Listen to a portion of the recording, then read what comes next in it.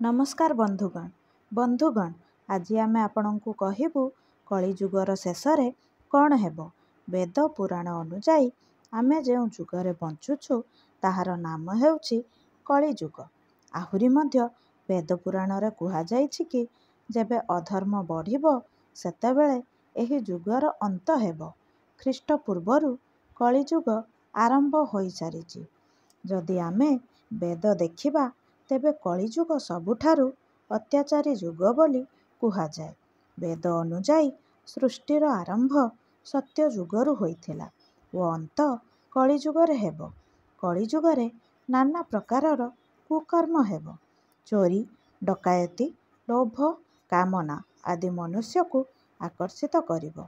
मनीष बुद्धि विवेक हराई कुकर्मरे लिप्त रहिब। जेते सबु खराप प्रकृति अछि सेही सबु लोकंक मोक्ष प्राप्ति होइजिब। एही जुग शेषरे परिस्थिति एमिति हेब जे मनुष्यर आयुष कमिजिब। एही कथा भगवान विष्णु नारदंकु कहिथिले। सेही समयरे मनीषर आयुष मात्र 20 वर्ष होइजिब। पुरुष ओ नारी किछि न मानि सबुबेले भोग विलासरे लिप्त रहिबे। लोके शास्त्ररु दूरेई जिबे। पाप मनुष्य मनरे अधिक बढ़िब।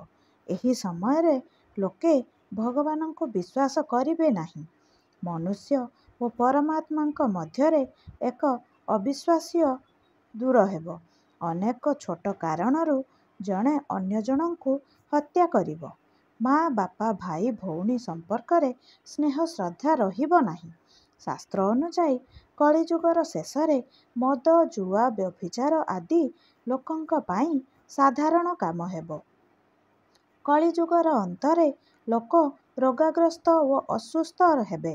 100 ରୁ 80% लोक रोगाग्रस्त होई मृत्युवरण करिबे।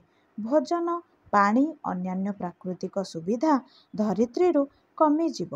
नदी सुखिजिब ओ आकाश प्रदूषणरे कला देखाजिब। दारिद्र्यता सबुआडे देखाजिब। सबु लोक सबुबेले धन पछरे गड़ाइबे। सेही समयरे गोटे स्त्री 15 वर्ष पूर्वरु माँ होइजिब। कलिजुगर अंतरे गछरे फूल फल देखाजिब नाही। गोरु गाई क्षीर देबे नाही।